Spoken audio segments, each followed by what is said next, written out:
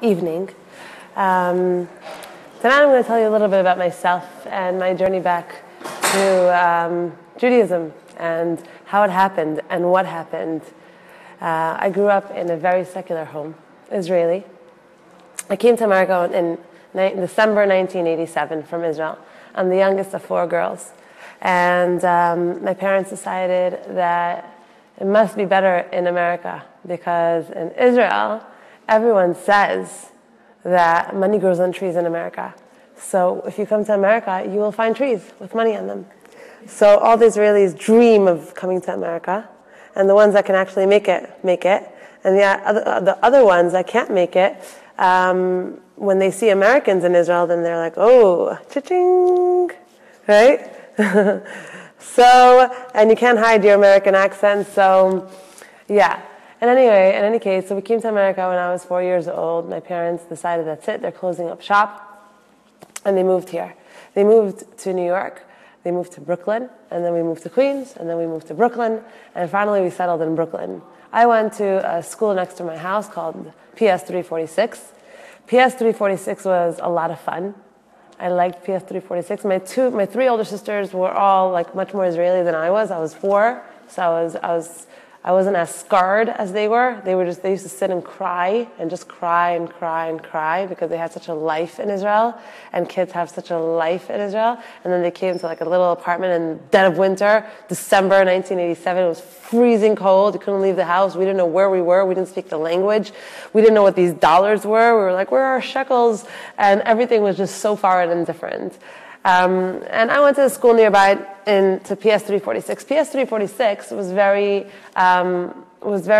interesting the way it worked. So it was a big school building, a very large, gigantic public school. And right outside of the public school, right in the backyard, there was a huge courtyard, just as big as the public school, right? So, by the way, I've never said this story sitting down. And you should just know that I've said this story at this point in my life probably over 1,200 times. Okay? And every time it's a whole new experience for me, because every time it's like, whoa, okay, I'm saying it again, because things have happened since the last time I said it. So this courtyard, the way it was set up was that we would walk into the courtyard. There was like kind of like a dugout on the side, 2 dugouts on the side, a few benches, but it was mainly empty. And our job there as students was to walk into the courtyard, put our fingers in our mouths, right? Stand in a double file line with our classes. Everyone had to find their class, right? Double file line, finger on your mouth, and then the teacher would walk around, or the principal would walk around and see whichever class is lined up the nicest. So it was a regular morning. I was there from first grade to second grade, third grade, and fourth grade. I was there also to kindergarten, so I was there for 5 years at that point. It was fourth grade, middle of the year. I'm standing in line, regular morning, and all of a sudden, there's this like breathing, heavy in my ear. And I turn around and I see this gigantic, huge, she was my age, she was my class, she was my grade, black girl. I'm not prejudiced, she was just black. I grew up in the hood, all my friends were black, so I can say black, I'm allowed to say black, you're not allowed to say black. So she was just like breathing down my neck. And I looked at her and she was so scary. And I didn't say anything, and she said to me, you're Jewish. And I was like, what? Come again?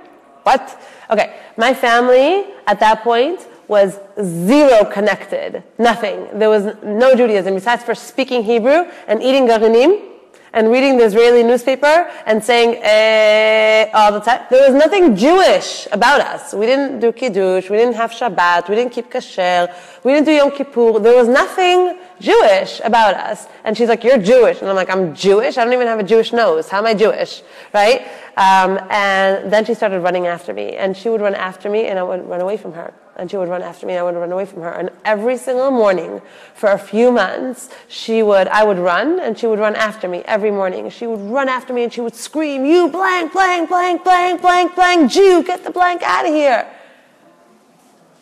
It was so much fun. So then after that happened, I realized that I was much smaller than her physically, so I could definitely outrun her. I didn't want to bother my parents. They were immigrants here. They didn't really know the language. They didn't know where to even put me if there was an issue. So I didn't want to bother them. So I just didn't say anything. I felt like, okay, it'll be fine. I can just outrun her. She's much bigger, much larger, much heavier. It takes her a while. All right, I got used to her. Her name was Payvan. Got used to her. If you're watching this, just don't hurt me. So in any case, I'm still so scared of her.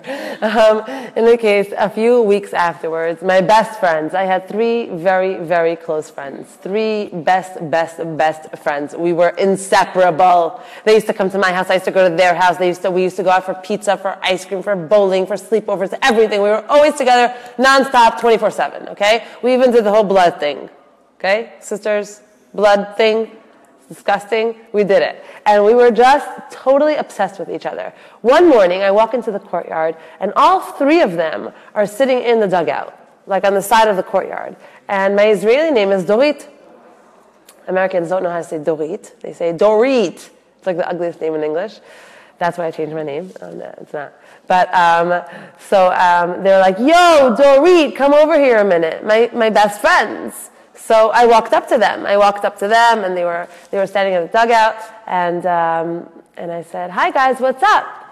And I don't remember what was said exactly, but 2 of them held my hands behind my back. 1 of them held my legs together. They threw me on the floor. They took garbage from the floor. They took garbage from the garbage cans, soda cans, wrappers. They put it in my mouth. They shoved it in my mouth, into my shirt. They kicked me, and basically in public school, when people get hurt, right, no one does anything. It's usually like your best friends. My best friends, yes. And in public school, no one really does everything. If anything is done, it's just a bunch of people standing around and screaming, "Fight, fight, fight, fight!" Right.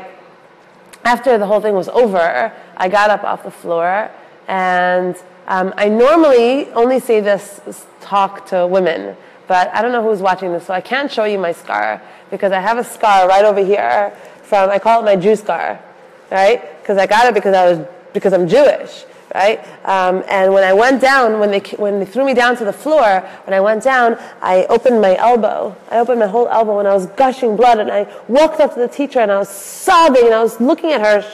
I was in 4th grade, so I was short. She was tall, right? I was looking at her, and I was like, "Teacher, I just got beat up, and I don't even know what's going on, and I'm bleeding. Like, can you help me?" And I remember her just looking straight ahead, not looking at me, and saying, "Just go wash yourself off." And at that point, I said, "Bye." And I walked out of this courtyard, and I walked straight home. I walked through a really bad neighborhood by myself, which I have never done that before. And I remember crying and thinking, how could this happen to me? What am I supposed to do now? Where am I supposed to go now? Those were my best friends. Like, why would they do that to me? I'm never going to have friends again. I'm never, ever going to have friends again. Like, these are my best friends. How am I supposed to live without them? We were so, so close. It was like the thought of them not being in my life was just crazy, right?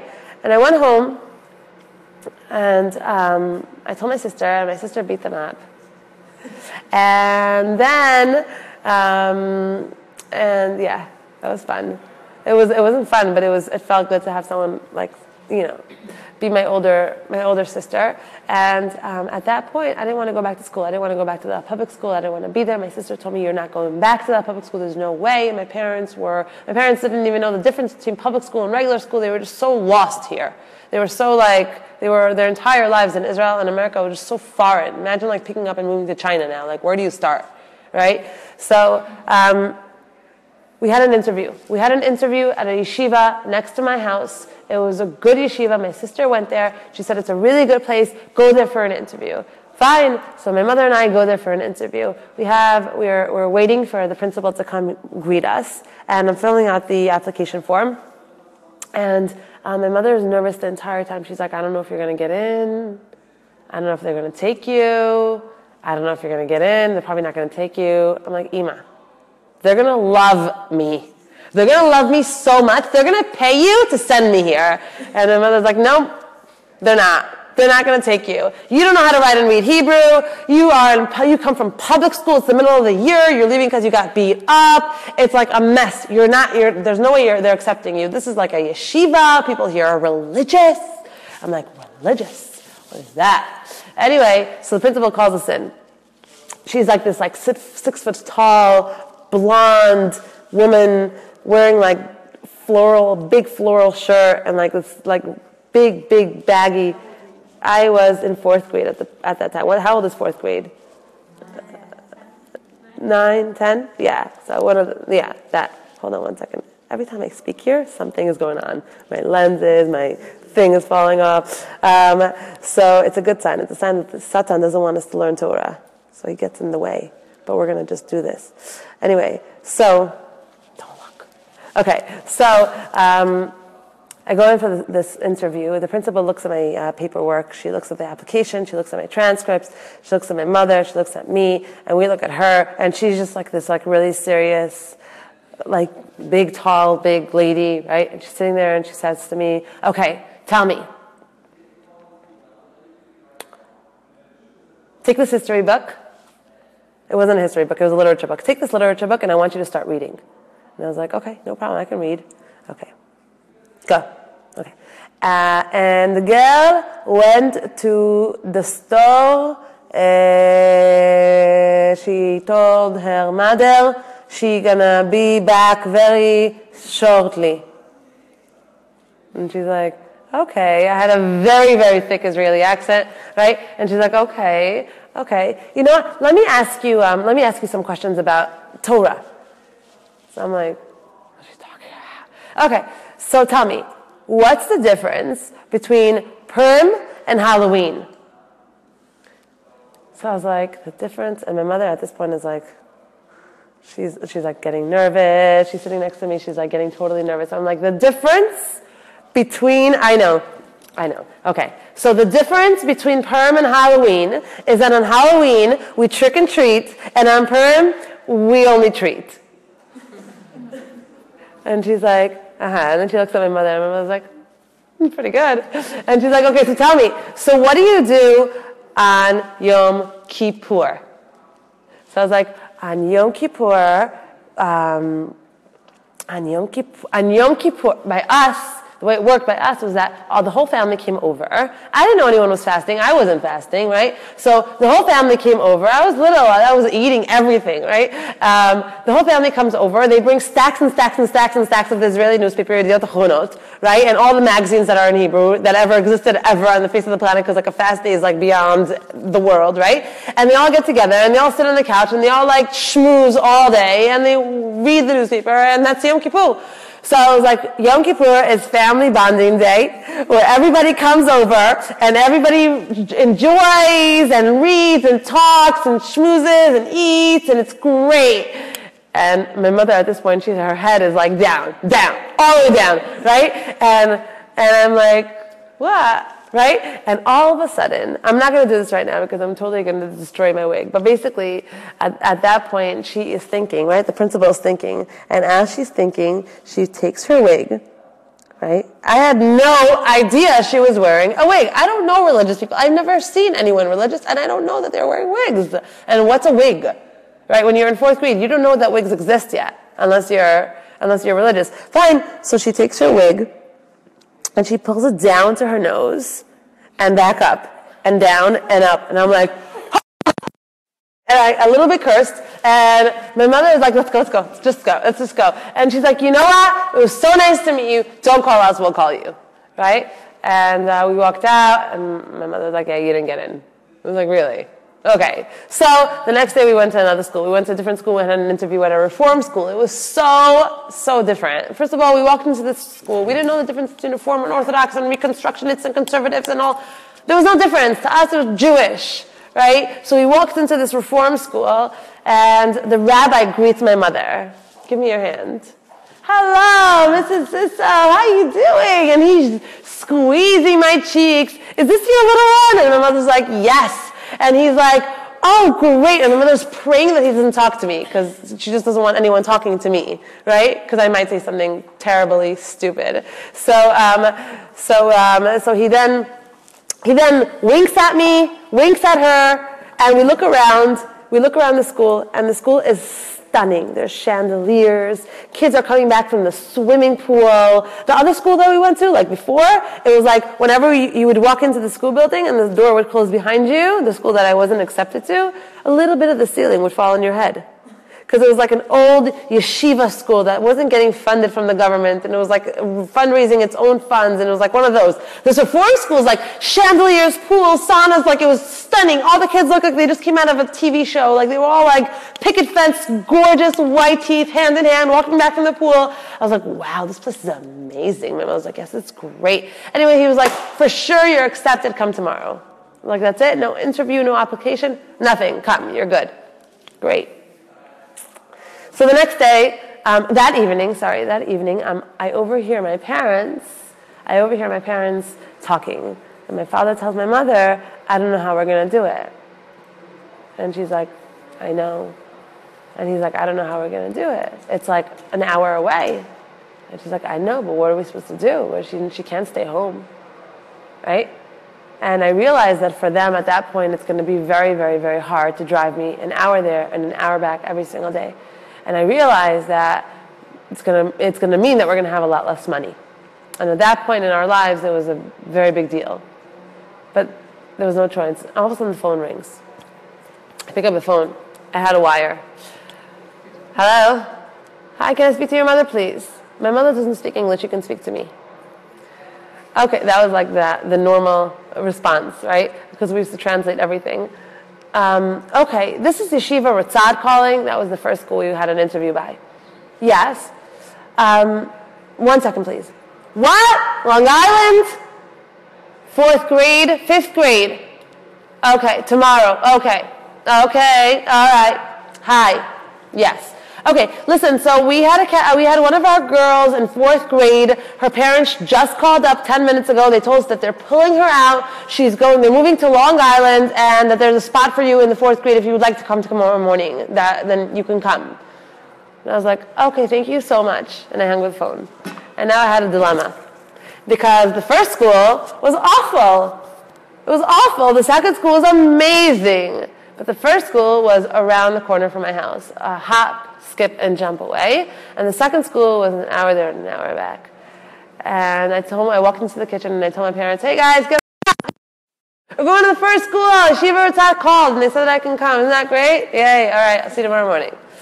And I went to sleep and I woke up the next morning and my mother screams out and she says, put on a long sleeve shirt and a skirt. I'm like, okay. So I put on a long sleeve shirt and a skirt and a sandals and I went to school. My first day in Yeshiva Ratzad. It was 4th grade, middle of the school year, and I am sitting in a regular 4th grade classroom learning Chumash, Navi, Jewish subjects, all these Jewish books I've never seen in my life. I don't know how to read and write in Hebrew. I know how to speak, but I don't know what they're doing. The teacher's talking to them in this like Ashkenazi Hebrew. I grew up speaking Sephardi Hebrew, like Hebrew, right? Yeah, sure. Just don't take a picture of my wig. It looks really weird.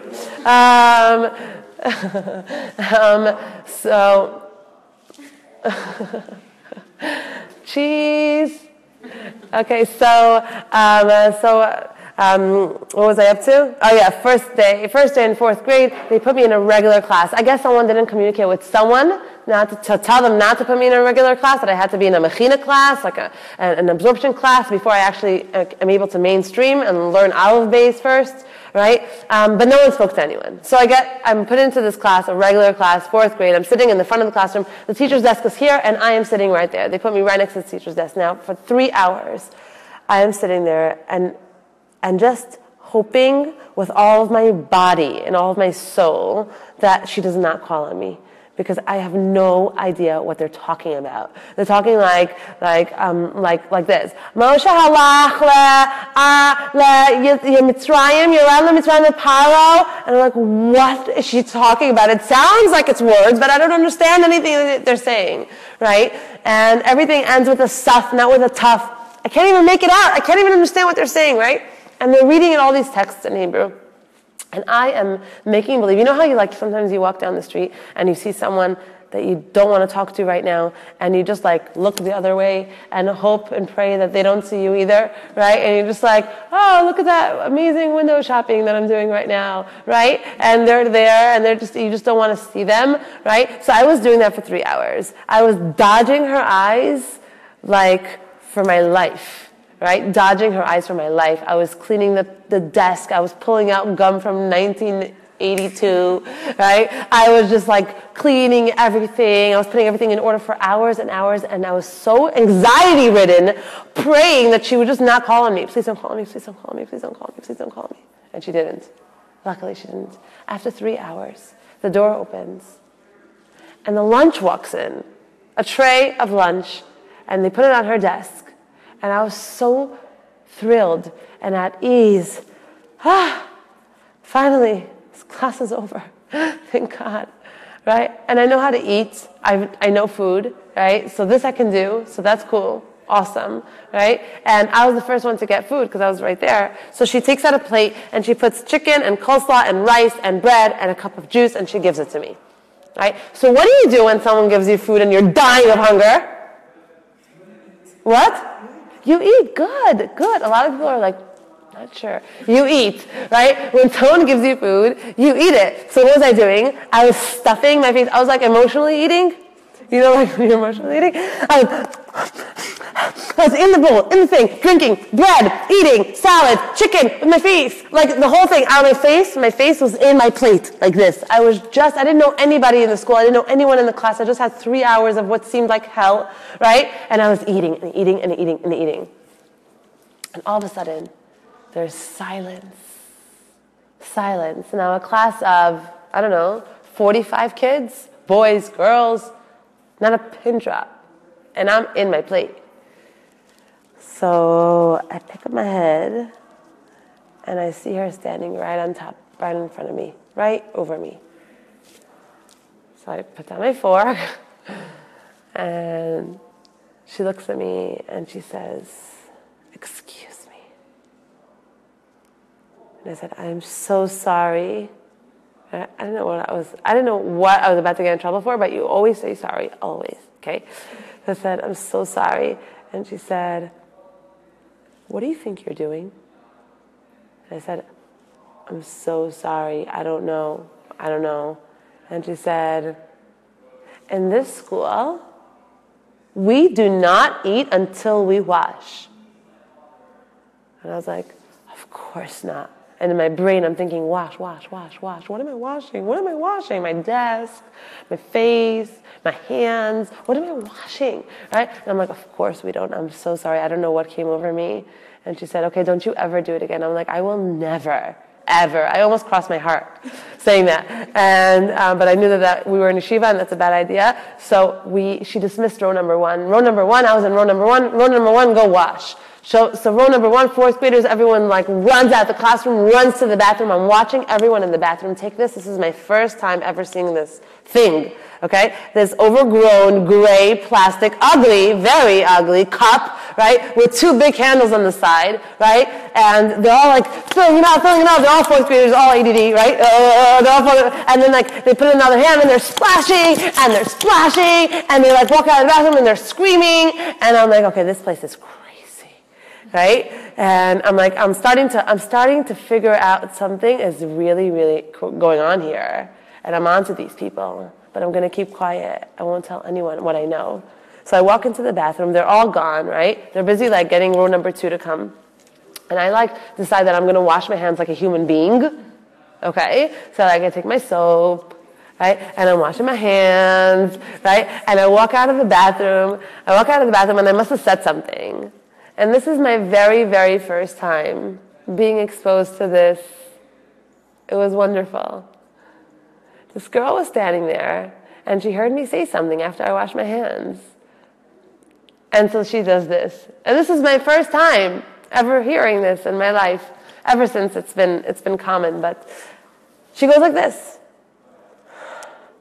No!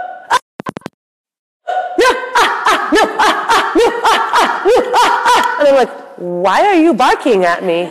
And she's like, no,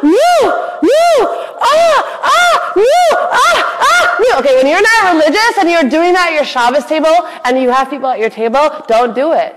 Because it's scary. It's so scary. It's terrifying. So she starts barking, right? And at first I was like, okay, whatever, she'll get over it. And then she's like in my face. She's up in my face and she's like, no, no. I'm like, okay, you're crazy. So I walk back into the bathroom. I like inch away from her and I realize she wants me to go wash my hands again. I'm good at charades. So I walk back into the bathroom and I use the cup. And I'm washing my hands, but I'm onto them. Right? I'm washing my hands and I walk out and she's standing there like a grandmother, like a bubby, like totally having like so much nachas for me. Right? And I'm like, okay, yeah. I walk back into the classroom. At that point, everyone had washed their hands. Everyone's holding their piece of bread for dear life, fourth graders. You know how fourth graders make a bracha? You should walk into school and watch them. It's very nice. It's cute. Anyway, so they're holding their bread for dear life, right? And they're half sitting, half standing. They can't control themselves. They're so excited. And the mullah is standing in front of the classroom, and she's like, okay, go ahead. And they're like, Baruch! And their veins are popping out of their necks. And I'm just watching. I'm like, what is going on here? I've never seen this ever in my life, right?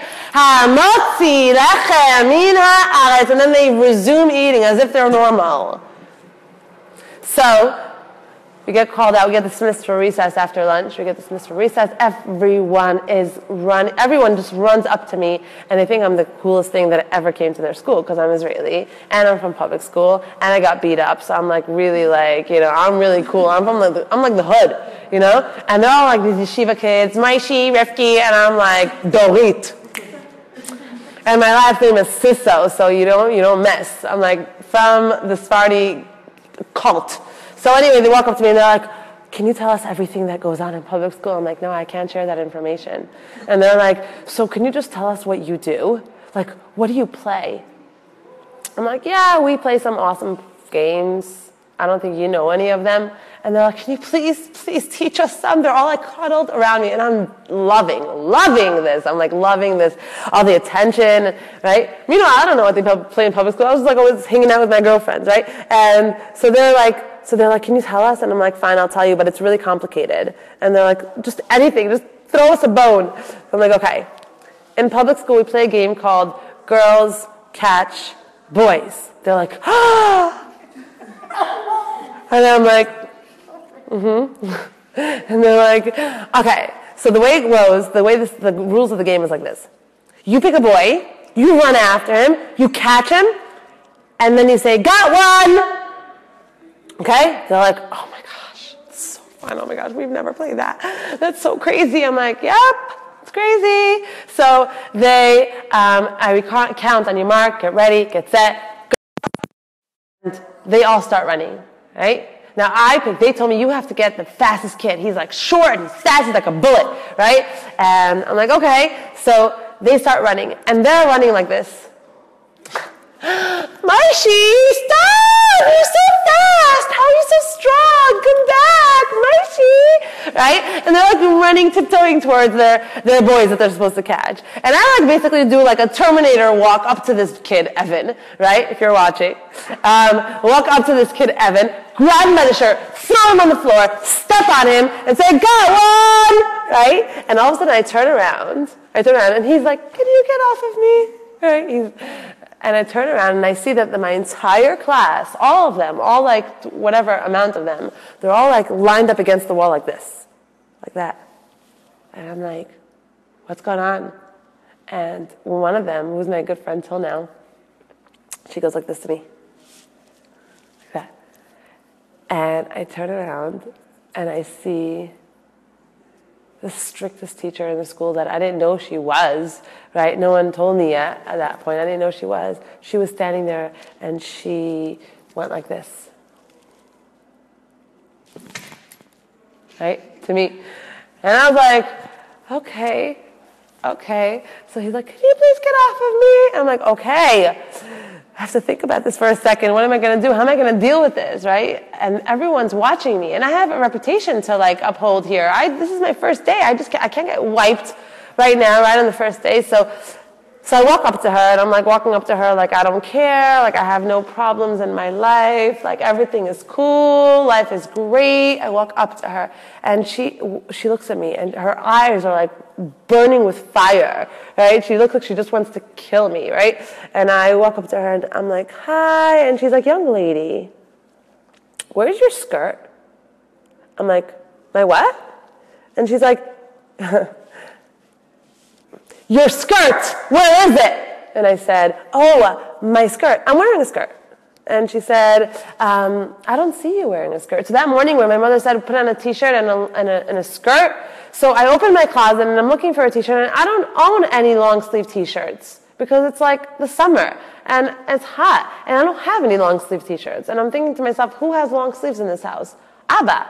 Abba has long sleeves. So I went to Abba's closet and I got Abba's Hanes extra large T-shirt with sleeves up to here, right? But they were up to like here on me, right? And then I said, I need a skirt, but I don't have any skirts. So what is my mother even thinking? But I don't have any skirts. Oh, let me think. Oh, I do have a skirt. I have one skirt. And I pulled out this like tiny little mini hot orange skirt. Mini, like about. Okay? I put it on, and I put my T-shirt, my father's T-shirt over it, and sandals. So all this teacher sees is a girl with a T-shirt, legs, and sandals running after a boy and throwing him on the floor and stepping on top of him, right? And she was horrified, right? She's like, this is yeshiva, this is a public school, we don't act like this here. And I'm like, I'm so sorry, I'm really sorry, I didn't know. She's like, I want to see your skirt. I was like, I am not showing you my skirt. She's like, show me your skirt. I'm like, I am not showing you my skirt. I thought that was like the most personal question in the world to ask. And she's like, show me your skirt. So I lifted up my T-shirt, and she's like, oh my gosh, show me Rachem. And she went on this whole like Hebrew thing that she was saying, right? And she said, if you don't pull down that skirt, I'm going to, and she basically threatened to bring me to the principal's office and give me one of those old skirts that the alumni donated that have mold on them, that are in the closet that no one touches. So I was like, no, I'll just pull it down. And I pulled down my skirt. Pulled down my skirt and walked around with an elastic around my thighs all day. It was so much fun. And that was the first day of yeshiva. 5th grade, 6th grade. 6th grade, we had an English teacher. She was so fun. She loved her hair. She used to come in with different hairstyles every single day and different products. And we realized that she was obsessed with her hair. So we would just make the biggest deal of her hair. And basically, we got around learning the whole year. We didn't learn anything with her. We was like, wow, how do you do that? How do you get your hair to just be so perfect and so silky and so smooth? And she'd be like, okay, girls, all right, I'll give you a lesson, but like we have to learn. I'm like, of course. Right? And then when we had nothing else to ask her, like no other questions to make up in our minds to not learn, we would just throw happy hair day parties. And she would walk into the classroom and there was everything, streamers and balloons and hats and food. Everyone would be responsible to bring in something. And she would walk in and she'd be like, oh my God, girl, it's so fun. And we were like, we love you, we love your hair. She's like, oh my gosh, okay, let's have a party.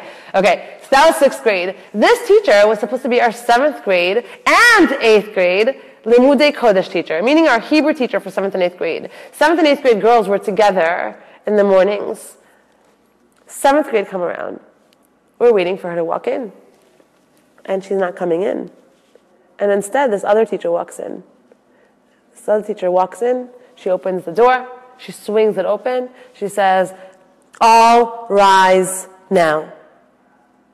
And now, the 8th graders were like gothic. They all had like black nail polish, black lipstick, black leather coats, black hair, black eyeliner, black mask. Everything was black, right? They were sitting on their floor with their Walkmans, right? And their headphones. And they didn't even know what the teacher walked in. The 7th graders were terrified of the 8th graders because they looked like they were like suicidal, right? And scary. So we were just like sitting on the other side of the classroom. And this teacher walks in and she wants us to stand up. And we're like, why should we stand up? Right? We're like, what are you talking about? And she said she stood by the door for 15 minutes until every single girl was standing by her desk. 15 minutes in, everybody's standing by their desks, and everyone's like talking to each other like, who is she? What is this woman doing here? Like, where's our teacher from last year? We were expecting someone else. She says to us, take out your sidurim. And we're like, Sidurim, teacher, Mora, we haven't prayed since June, since the last day of school. We don't have a Sidur. And she says, you have 3 minutes to find yourself a Sidur. Otherwise, you're all going to the principal's office. You remember the principal's The principal? Yeah. We don't want to go to her office. So we bust out of the classroom and we see these like little 3rd and 4th graders sitting out in the hallways all davening like, Ma Tovu. And we like grab their sitter. We run back into the classroom, right? And we start davening. Whoever didn't say Modani should say it now. Say it now. I'm like, all right. One of the girls asked her, she said to her, where's the teacher from last year? And she said the teacher from last year, she got engaged, she got married, and she moved to Israel. And we're like, wow, you religious people do everything really, really fast. That's crazy, right, in 2 months. Anyway, we start praying. We hate her. We hate her. One of the girls in the back of the classroom gets up after tefillah, and she says to her, we don't want you here. You got to get out of here. And she's like, well, I'm not going anywhere. And she picked up a chair. The girl picked up a chair, and she threw it to the front of the classroom. And the teacher ducked, and it hit the board behind her. It was like a very fun school. So safe feeling. So that was our 1st grade and 7th grade. 7th grade goes on, and all of a sudden, she starts bringing up points, like things we've never ever learned about before. So it was a regular Chumash class, and she draws a smiley face on the board. She draws a smiley face on the board with 2 eyes and hair and a smiley face, and then she puts a chalk down. And she continues to teach us afterwards. So one of the girls in the classroom raises her hand, and she said, yo, what's up with the smiley face on the board? And she said, I don't know what you're talking about. And she's like, the smiley face you just drew on the board, why did you just draw it? And she said, I don't know what you're saying. She's like, turn around, look at the board. And she turned around, she looks at the board, she's like, oh my gosh, I have to tell you the craziest thing that just happened. What happened?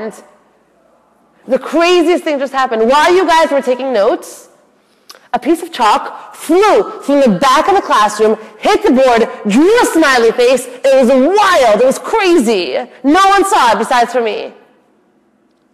I'm like, okay, do you want to go home? Are you not feeling well? Is everything okay? A piece of chalk does not draw a smiley face by itself. And she's like, no, I promise you, a piece of chalk flew from the back of the classroom, hit the board, drew a smiley face. It was amazing. I'm like, no, it doesn't happen that way. It can't. And so she says, so you're basically telling me you guys have been arguing with me for the past 3 months that there is no God. So you're telling me that the world, the universe, and everything inside of it, the stars and the planets and everything inside of it, all the fruits and vegetables popping out of the ground and babies popping out of people's bodies and our brains and our eyes and the brilliance of everything in this world and the seasons and everything, that just happens. But a smiley face, there's no way that can draw itself. So you've been telling me that there's no way that a smiley face can draw itself, but everything in this universe, that just made itself. That just happened. It was just here. It just came about. There is no creator to it. You see, when we see anything, when I see anything, I know that it's an indication of the fact that someone was here and put this together, right? Nothing falls from the sky besides for rain and snow and sleet and hail. Nothing falls from the sky. If something is here, you know, you have to put 2 and 2 together, you know that there was someone here beforehand to put this thing together, to build it. Nothing just happens randomly. That tree outside is not there randomly. There are millions of dollars today invested in thinking tanks and think tanks to get scientists and brains, all the biggest brains of the world today, to get them to recreate a leaf. And they can't do it. They can't do it. Millions and millions of dollars are invested to try to recreate a leaf. And they can't do it. They can't do it. So you're telling me that all of this just happened and it's random and this smiley face, it just can't make itself? There's no way someone must have made it? Anyway, I went home. And I'm flipping through the channels, but I'm like not watching TV. And I'm just thinking like, really? Like, wow, is this for real? Like, she makes so much sense. She makes so much sense. And day in and day out, I'm sitting in those classes, and everything she's saying is logical. No one's washing my brain. She's logical. She's logical. How can you argue 1 + 1? Can you argue 1 + 1 = 2? How much can you argue 1 + 1 = 2? You can't argue it. When it's 1 + 1 and you know that 1 + 1 = 2, then it's 2. If you're not going to see it, that means that you're blind. It doesn't mean that there isn't 2. So my father walks by and I was like, Abba, tell me for a second. why are you alive? Lama אתה חי? And my father says to me, very typical Israeli Sephardi man thing to say, מה, אתה רוצה שאני אמות? You want me to die? I'm alive because I'm alive. I'm like, yeah, but why? And he's like, what? I'm alive. I'm alive. Why am I alive? I'm alive to have a family, to give you what you need, to support you, to raise you, to feed you, to put a roof over your head. I'm like, okay, stop. Stop. Right? At this point, I'm 11 and a half years old. Okay? I said, Abba, so if you are alive only to have a child in order to raise that child, one second, this going, in order to have a roof over their head, in order to be able to raise them and give them food and give them everything that they need, in order for them to grow up and do the same thing to their kid, to give them a roof over their head, to give them food, to put them through school, in order for them to get older and to do the same thing to their kid. So that's it? That's the whole purpose? For us to just live? For us to just live, go to school, make money, go to sleep, wake up, eat, go to the bathroom, go shopping, go on a cruise maybe, get married, hopefully stay married, have a couple of kids and do that thing all over again? Meaning that's it? That's why we're here? That's what there is to look forward to? And my father's like, go clean your room. I was like, okay. So I woke up to my mother, and my mother's cooking in the kitchen.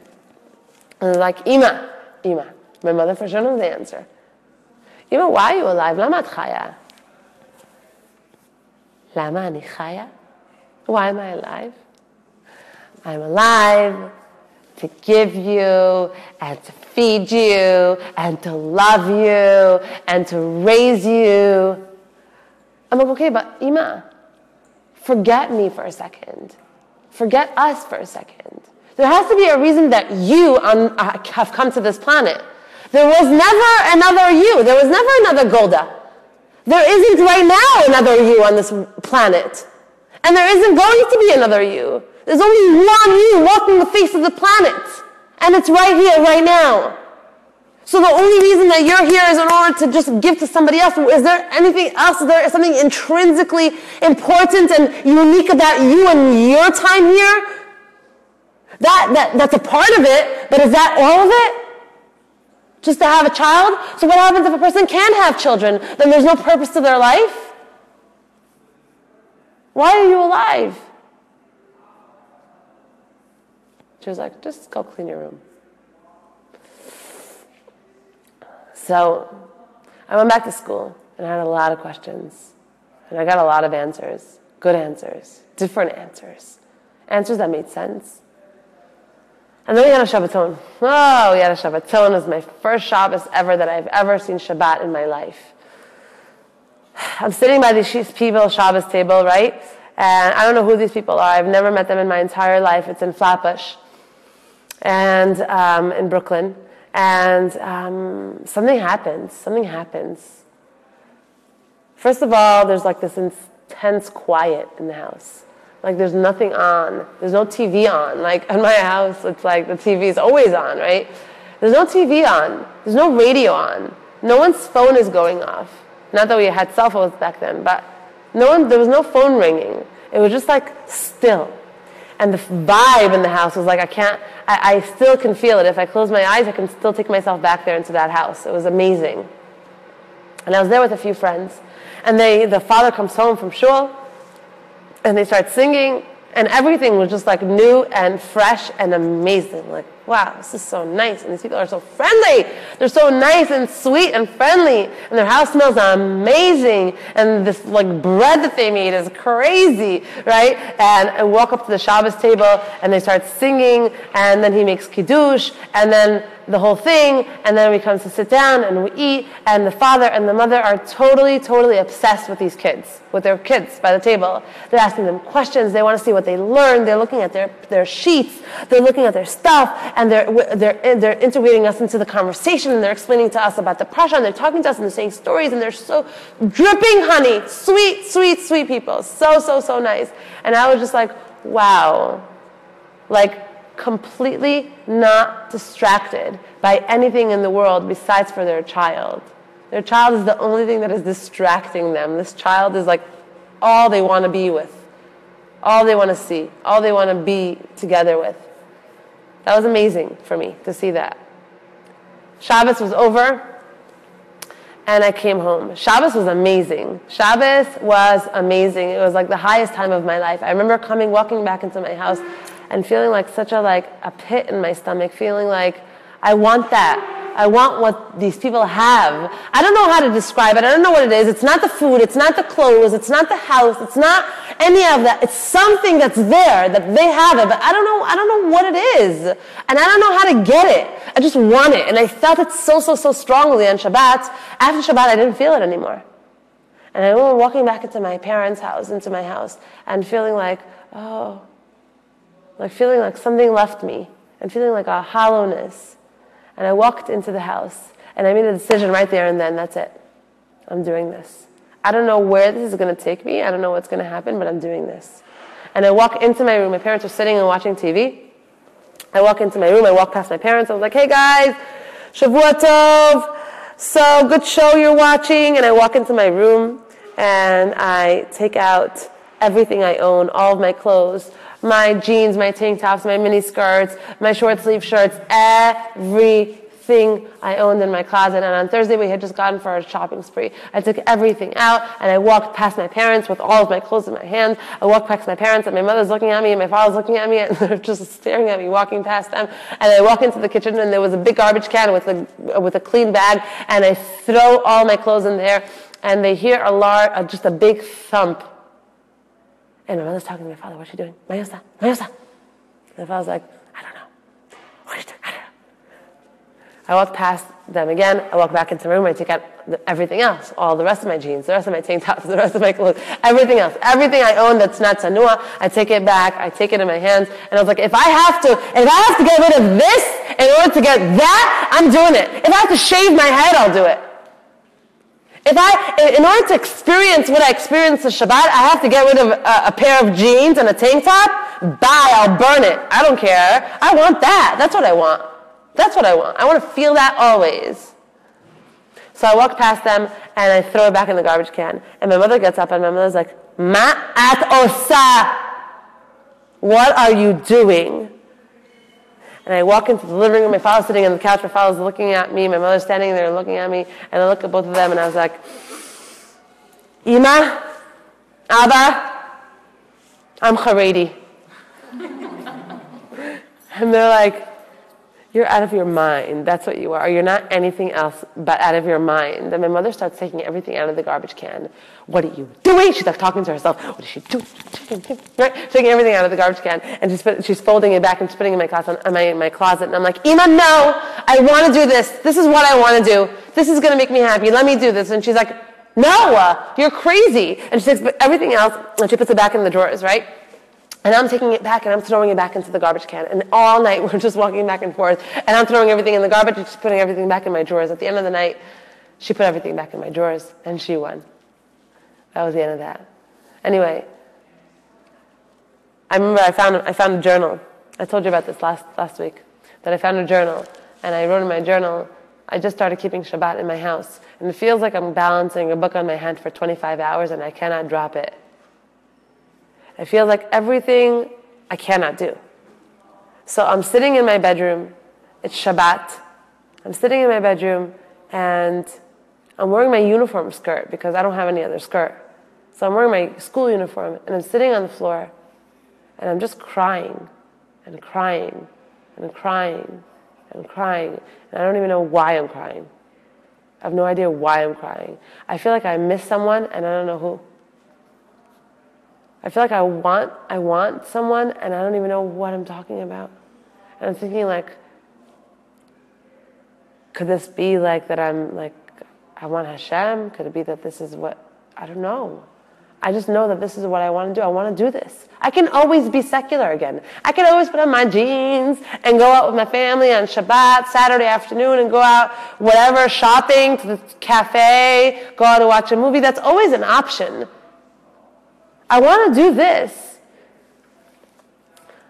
So it was many Shabboses sitting in my room on the floor and crying because I didn't know what to do. My parents used to work on Shabbat, so I was home alone. My sisters were never home on Shabbat. I was home alone, and I was sitting in my house, and I didn't know to like take out the light from the fridge and put up a thing. I didn't know anything. I didn't know to do anything. I just knew that this is what you have to keep Shabbat. And I used to sit and I used to try to sing from the Siddur. I used to try to sing Yedid Nefesh. I used to try to sing the songs, and I would just cry and cry and cry and cry because I so badly wanted it, but I felt so far from it. I was living in such a not Jewish area. There was no Eruv. There was no firm religious people in the neighborhood. There was no kosher stores in the neighborhood. You couldn't get kosher food there. And I felt like, how am I going to do this? I'm so far away from Him. I'm so far away from Hashem. Anyway, 7th grade was over, 8th grade was over, and it was time to apply for high school. I applied to high schools in Borough Park. And, most of them didn't accept me. And because it was just like, who are you? I used to wear weird things. Like, I just knew skirts and long sleeve shirts. And like, I used to buy like those like athlete's tube socks, the white athlete's tube socks, like all the way up to here, like the white ones. So I used to wear those. And I've come a long way fashion-wise. I've come a long way. I used to wear just like awfully, terribly baggy, gross clothes that I think have a lot of holiness to them today. If I would find them, I would probably hold on to them, but they were probably somewhere else. But so I went to these schools, and like they were just like I did not look like I was like the ugly duckling. I did not fit into to what it looked like I need to fit into. And I went to this one school, and I remember the principal sitting with me, and he said to me, Purim is once a year. So if you are dressing up right now, and if this is just a show, because I know you're not really religious from home, so if this is just a show, I'm going to find out, and you're going to be out of here, but I'm going to give you a chance. You can come to my school. And I was like, thank you so much. And I was my first day of 9th grade. I get to 9th grade. Everything that the teachers are saying, every single lesson, I'm crying and taking notes, and crying and taking notes. I was like this soul that would someone just like turn on the lights, Someone just turned on the lights. I was just like everything that they taught. I was just writing and listening and writing and listening. And I remember one day the teacher walked out of the classroom and she drew a crown on the board, and in the crown she wrote Hakadosh Baruch Hu, and she walked out. She walked out of the classroom, and it was during tefillah. And at that moment, the second she walked out of the classroom, she wanted to tell everyone, like, I'm leaving the classroom, but Hashem is still here. So, second she walked out of the classroom, everybody started talking. Started opening their, like, tznius buttons. There's, like, an extra button in a shirt that, like, you open it up, they felt like they were walking on the wild side, And I was horrified. This fresh balish tshuva, all like flying, right? In the middle of the year, between that 8th grade and 9th grade, I went to Camp Sharashim, which was like the most inspirational camp in the world. We used to dance till 4 o'clock in the morning on Friday nights, and sing and dance and have kumzitzes, and everyone was like on the same page. And all of a sudden I'm here. I made it to the religious world. I made the class. I'm sitting in Beisakov, and what happens? Everyone's talking, and the girl behind me, she's trying to push me a 17 magazine in the middle of class. She's like, look at this. And I'm like looking at her like, are you for real? Right? Anyway, after 10th grade, I left that school. And I found myself another school for 11th and 12th grade. After 11th and 12th grade, in the middle there, when I was 14 years old, in 9th grade, I went to a camp. It's called Camp Rananu. I go to Camp Rananu. A few girls there I was 10th grade. A few girls there found out that I'm a Baal Tshuva, found out that my parents are not religious, my family is not religious, and I just had become religious a few years ago. And so they asked me to say my story, to say my life story. This was the very first time anyone has ever asked me to say my story. So I was like, okay, so I'm so nervous, and I'm writing down my whole story. I'm writing it down so I don't forget anything. And I get to the place where I'm supposed to be speaking in the middle of the camp. Everyone's sitting on the grass. There's about 200 girls sitting on the grass in the middle of the camp. And it's dark.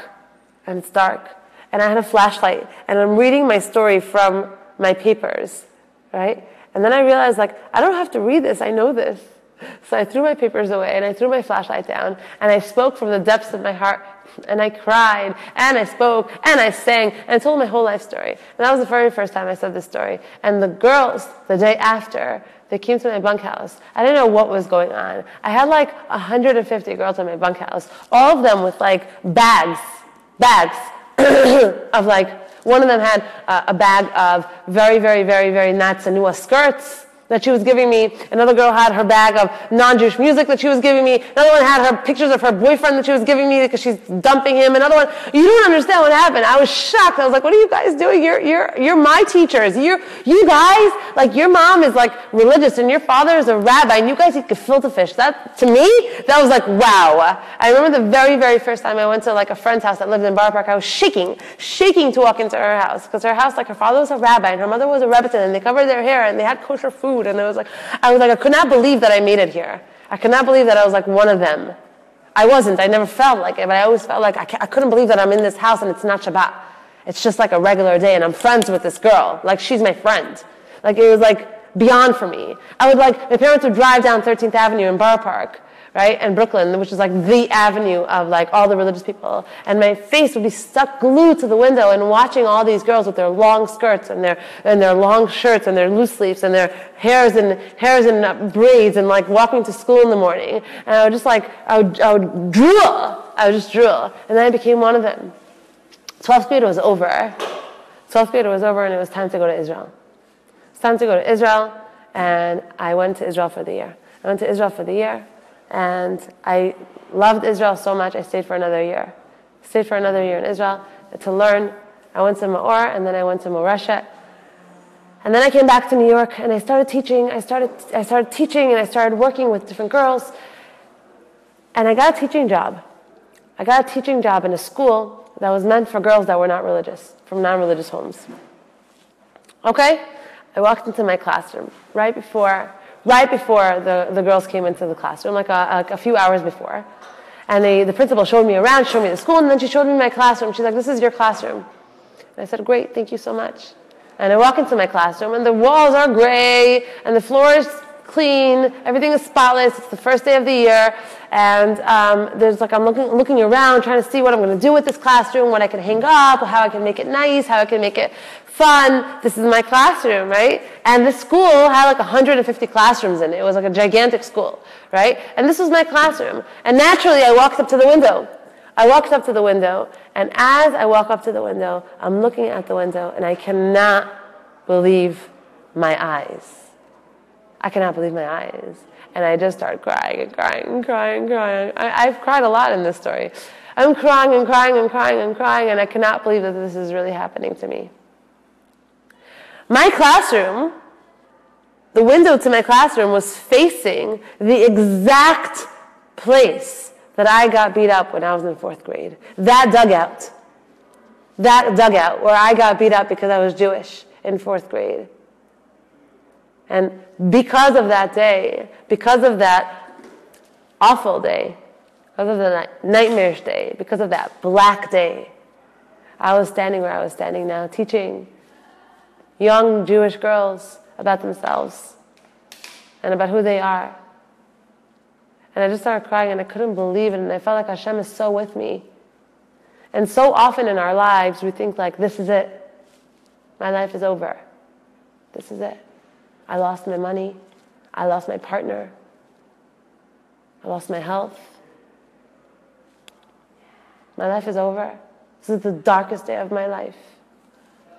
But I have to say that most times, if not all times, the darkest points of our lives are exactly the exact points of where our life starts to turn around, where our Yeshua starts to sprout, where our salvation will grow from that. And can you understand now? You can't understand because you're living through it. You can't understand. You don't have a bird's eye view. You can't see how this makes sense. You can't see why this is happening to you. You can't understand. You can't make heads or tails of this. And it seems in the moment, it seems terrible. But nothing he does to you is bad. And nothing he does to you is not for your best. And nothing that happens to us in our life, even if we have a lot of problems and issues and things that we don't know how to deal with, and just we're overwhelmed by life, nothing is by coincidence, nothing is by accident. It's all exact, and it's all taking you somewhere. It's all taking you somewhere very, very specific. Don't be stupid. Don't be nearsighted. Don't think that it's just, oh my God, it's happening to me again. This is always happening to me. My life is always like this. Why is everyone else so successful and I'm so... Don't be there. Choose not to be a person that talks that way. Choose not to be a person that views her life that way, because I promise you, and it's not me, I have thousands of years of Torah standing behind me, that everything, down to a leaf falling on the ground, and the area where it specifically falls, everything is behashgacha pratit. Everything is exact. It's with divine intervention. It's exactly supposed to be that way. And it's for our best. And the point that I want to make is that the darkest times, the hardest times, the most difficult times, it's exactly from that thing that the salvation will sprout.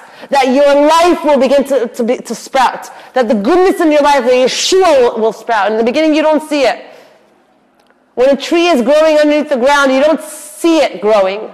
You only see it growing when it starts to come out of the ground. You don't see it. But trust it. Learn to trust. We have to learn to trust. We've become a very, very hard generation. Very, very, I don't trust anyone. I don't trust anyone. Right? Everyone's out to get me. I'm not going to be open with anyone. I'm not going to talk to anyone. I don't trust anyone. Everyone's out to get me. That's how we've become. We have to learn to trust. We have to open ourselves up to the knowledge and to the understanding that my soul here right now in this world for the next 50, 60, 70 years, God willing, is not a freak accident. And it's not here to just suffer and be in pain. There's something very, very, very, very deep about our existence here in this world. So I finished teaching in the school, and I was in New York for 2 years, and I decided that I cannot live here anymore. I cannot live in America anymore. I was miserable in America. I didn't want to be here anymore. I felt like my soul, every time someone would mention the word Israel or mention the word Yerushalayim, I would break down. I remember having like meltdowns on my carpet in my room, just sobbing, wanting to go back to Israel. And all of a sudden I get a phone call. I get a phone call from a woman in Israel and asking me to come be a madricha in her halfway house. She had a halfway house for girls that were off the derech. Off the derech, they're American, Israeli girls. Their parents are American. They made aliyah. The girls never found themselves in the system, and they went off the derech, but extremely off the derech, extremely, extremely to bad things, drugs, piercing, tattoos, guys, being extremely promiscuous, not in school anymore, all the whole thing. And she asked me to please, because I'm American and because I'm Israeli and I know English and I know Hebrew, and I'm kind of the type to be around these kids, if I can please come and be a madricha in her house. I spoke to my mother. I thought my mother was going to say for sure not. My mother said, you're so miserable here. I can't hold you here. Just go. I made aliyah in 2003. It's 2004. I made aliyah to Israel, and I moved to Israel. I moved to this halfway house for girls. I lived there for 1.5 years with them, with these girls. And afterwards, I moved to a few other apartments with girls, and I was teaching in a seminary. It's called Be'er Miriam. I was teaching there for 5 years, and then I was working in a place called Ner L'Aleph, which is an outreach organization. I worked there for a few years, and I was very, very, very rooted in Israel. I wasn't coming to America ever again. I was never coming back here again. It was clear to me that America was not for me, and I was living in Israel. My life was in Israel. My friends were in Israel. My family was here, but my friends were in Israel. I used to come visit a few times. I used to do recruiting for the seminary, so I used to come to America a lot. And that's it. My life was in Israel. Okay, so this part I've never said before. I usually end it here. But on the way here, I was thinking that I was going to say this because I feel like it's going to benefit a lot of people, and only for the sake of the people that it's going to benefit am I saying this. Because me, personally, I have no interest in sharing this at all. But I'm going to share this because it's important. In 2009, I got married, and at that point I have gone out with, I don't want to say how many, Many, many, many, many, many, many, many, many, many, many, many, many, many, many, many, many, many, many men. Many men. And I was looking for the perfect one. And I found him. And I got married. And immediately after I got married, I had a baby. And my baby, when I was 7 months pregnant, I was working in an office in Yerushalayim. And I get a phone call from the doctor's office. Hello, Giveret Sisa. Yes. You have CMV. I'm like, okay, what is that? The secretary's like, I don't know. The doctor left for the day. I can't help you. I'm like, okay, so what do you do when someone tells you you have something? Google. Okay. I Google, what is CMV during 7th month pregnancy? She's like, why did you do that? Right? Like, the worst things in the world were written there. Your child is going to come out blind, deaf, with holes in their hearts, with holes in their brains. And I remember sitting there in front of the computer. I felt like in that moment, like, I want to die right now because I can't have a sick child.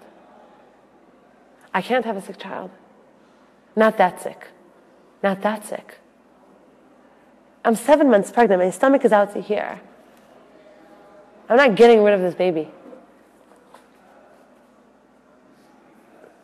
I left my work that afternoon. I never went back.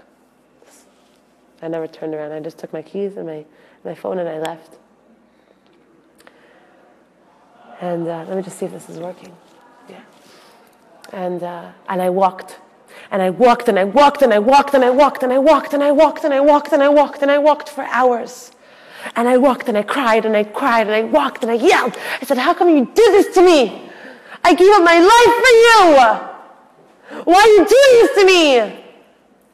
And I cried and I walked and I walked and I walked. And at 12 o'clock at night, that night, I was sitting in Hadassah, Har HaTzofim, in front of a very, very irreligious, very, very, very smart, accomplished doctor. She was the head of the birthing department. She was the head of pediatrics. She wrote books, theses, essays. She was the name. She was the one. We paid her 1,000 shekels to meet with her for 10 minutes at midnight. She lies me down in the bed.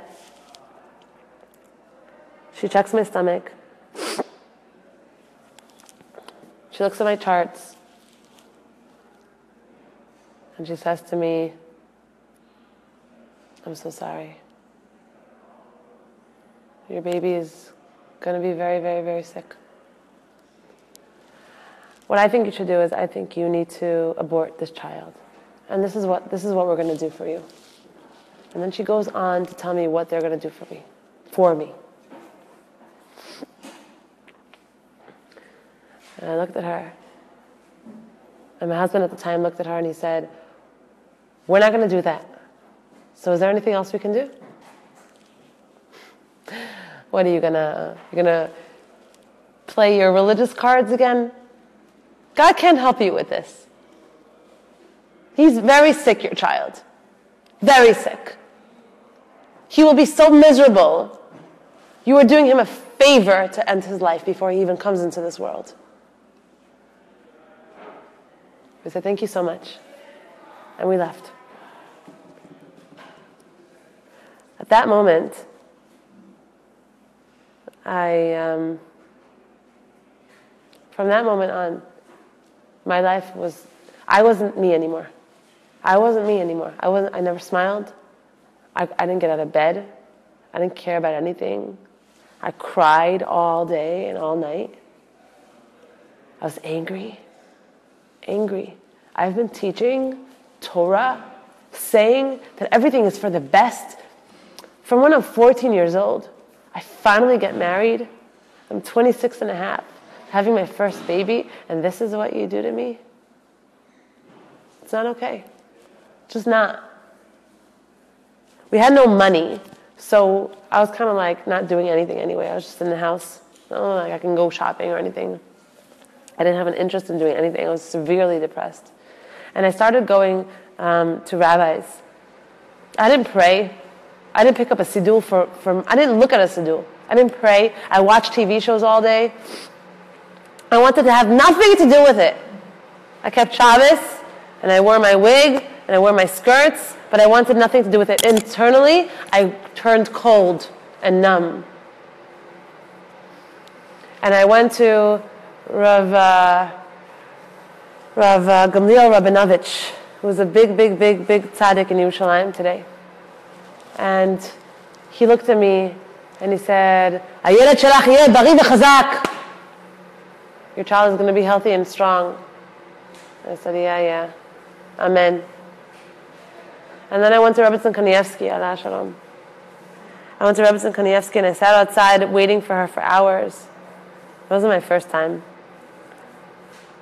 And finally I shoved my way into her kitchen. She was in her kitchen cutting cucumbers for Reb Chaim, her husband.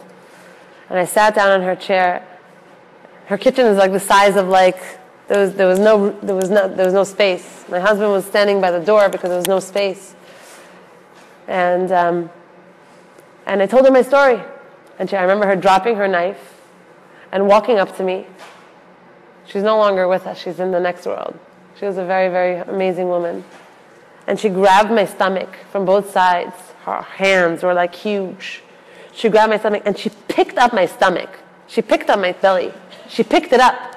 And she said, this child is going to be strong and healthy.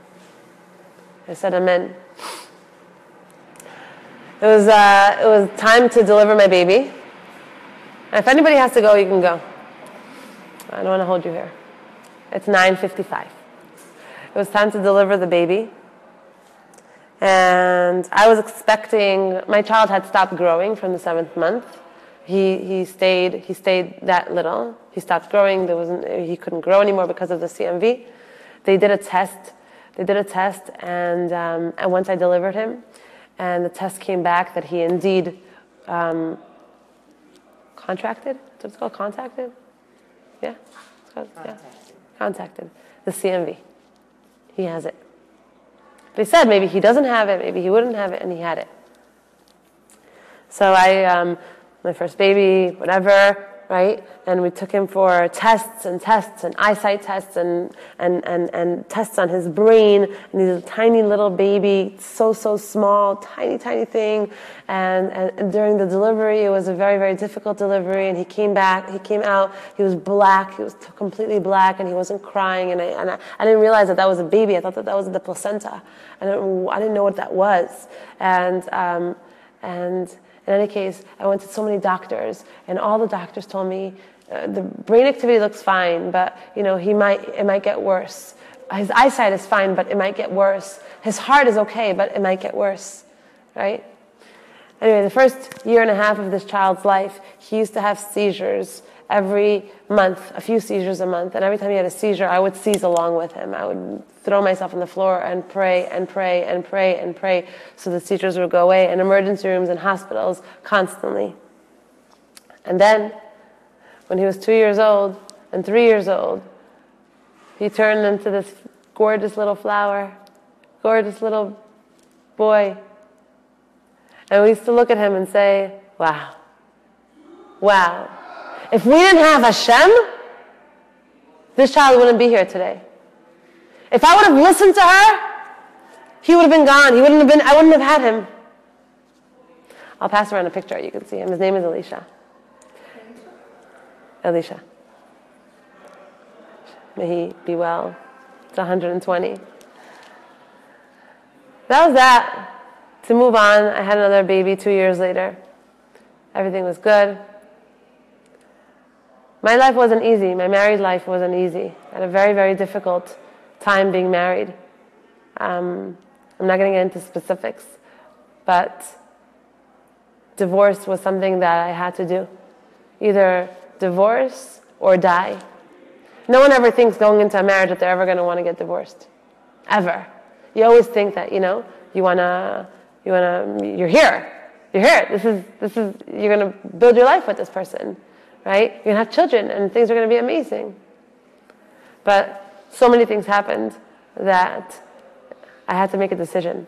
And so a year and a half ago, I decided that it was me or the marriage.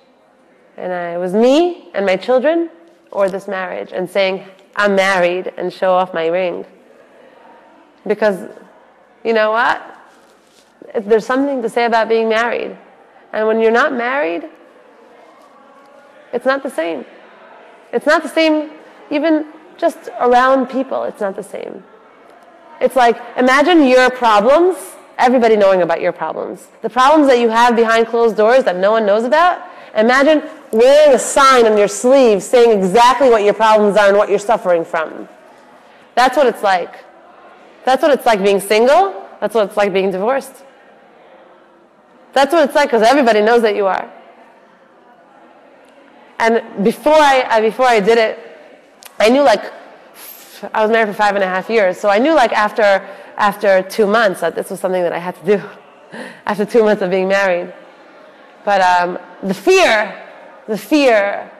of leaving, the fear of being that person that wears their... After 2 months, I wanted to. And I didn't, because you can't. How can you do that? This is a very big milestone. I don't know if you're aware of what we're doing right now, because a year and a half ago, when I got my get and I was able to walk away, thank God, after so much heartache and agony, right? And a lot. Yeah?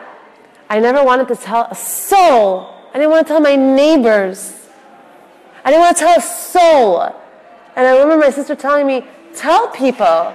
And it was like my biggest secret ever. I'm not allowed to tell. I cannot tell. No one is going to know. And it was like my biggest secret that I can't tell. How can I tell? This is like the worst thing in the world. That was what's going on in my mind. And I just want to say here, for all the people watching and all the people here, I want to say something very, very important. What you think is the worst thing in the world, what you think, that the thing that you think, like no one can know about you, and people are going to judge you for it, and people are going to look down at you for it, and you have to put up this like exterior of everything is fine, everything is great, Baruch Hashem. And you have to put this exterior because no one's going to accept you, or no one's going to know how to deal with you, or people are going to look down at you, or whatever it may be. One thing I want to leave you with, and this is the one thing I want to leave you with. And I want to tell you this. Most important in your life is to live a healthy life. And that means that whatever struggle you have in your life, you put on your sneakers, you roll up your sleeves, and you come out swinging. And you don't care about what other people are going to say. And it doesn't matter if other people are going to accept you. The most important thing in your life, for the rest of your life, is that you are in a state of health and happiness in yourself. And that you are not doing something because of what other things and the ramifications of those things are. The most important thing in the world is that you are not drowning in your life because of XYZ. No one should drown. No one should die silently. No one should hurt. And we are strong, and we are capable. So whatever issue you're having in your life, because we all have issues. So you can look at me like I'm the only one in the room that has issues, but I know we all have issues. So whatever issues you're having in your life, you have to know that you could take it on. You have to know that you have what it takes. You have to know that you could stare it straight in the eye and you can take it and you can do it. And you have to know that that day that I came back with my get, I didn't know what my life was going to look like. My life had fallen apart. Completely fallen apart. I did the thing that I did not want to do. I was not going to be that person. And now I was. And I want you to know one thing, that ever since that day, has never been easy. Not a day has been easy. And many tears have come and gone since. But this was not me a year and a half ago. I was not this a year and a half ago. The strength that I know inside of me now, I didn't know existed. I didn't know I had. The happiness I have inside of me now, I didn't know I had. I'm not trying to tell you to get divorced.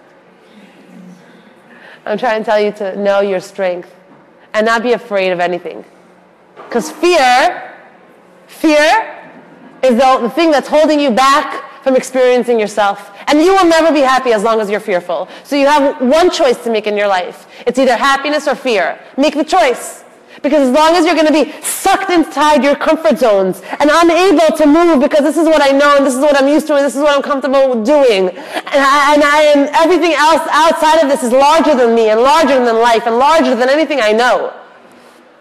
If that's going to be your attitude to life, you have to know that you have just been defeated by yourself. It's either happiness or life or fear. And we all have issues and we all have problems. And guess what? The thing that you have the most problems with today and that is so hard for you to deal with today and that you just wish that it wasn't an issue for you anymore today. Whatever it may be. When that thing is going to be taken care of and that thing is going to be over, guess what? There's going to be a new set of problems. Because that's your life and that's life. And that's what it means to be a human being. Welcome to the club. So the choice that you have to make always in your life is fear or happiness.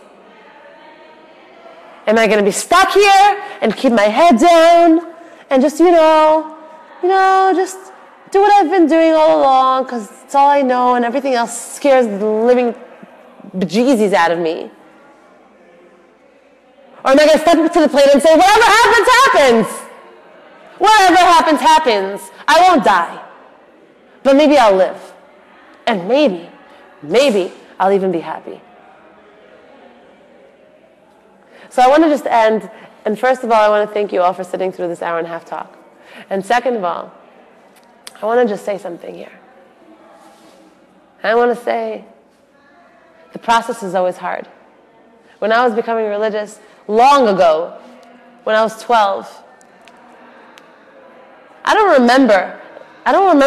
really remember. I just remember because I've said it so many times. But I don't really remember sitting on my floor and crying so much.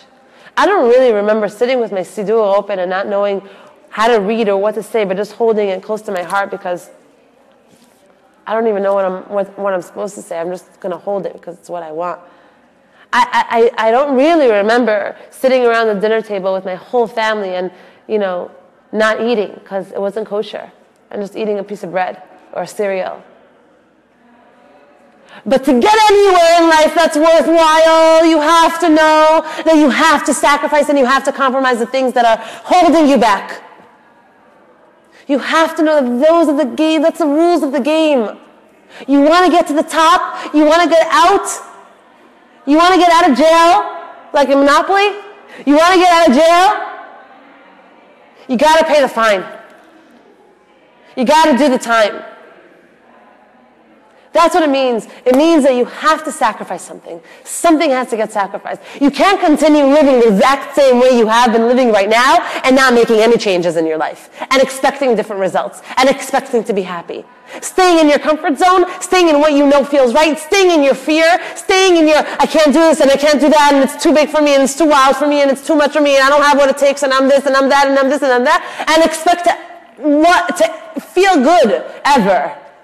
And to have the things that you want so much in your life and the relationships that you want in your life and the life that you want to have. Because you've made X, Y, and Z mistakes up until now doesn't mean that you have to continue them.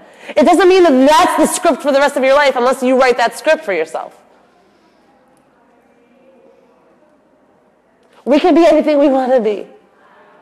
Our life can be anything it could be if we want it to be. It has nothing to do with other people's expectations of us. It has nothing to do with our fears. It just has to do with how much courage we have to be able to make the right decisions. And then we can soar, we can fly. So thank you, and thank you, and thank everyone that came out, and thank everyone that is watching this. And I hope that for whomever listened to this story and whoever listened to this class, you can know that just be happy. Just accept your issues and your problems. Whatever you can do to change, do to change. Don't be afraid of the unknown. Everything will be okay. Trust me. Trust me. I've been around the corner a few times. All right? I've been there a bunch of times. Okay? And just go for it. Live your life. Thank you. Good night. Thank you. Good night. Yes. You know who I am? No. Regina. My granddaughter brought me. Hi. Hi. Hi. Hi. Hi. Hi. Good. I'm here because of you. Okay? Okay? You remind me a lot of me when I was young. Okay? I want to know. I can't believe I'm seeing you. Okay, I can't believe you're here. She's here. You should have been giving this class. When you talk about your divorce, I was smiling over there because you're going to be okay. Look at my granddaughter. Look at her. Hi. She's going to come with me, okay? And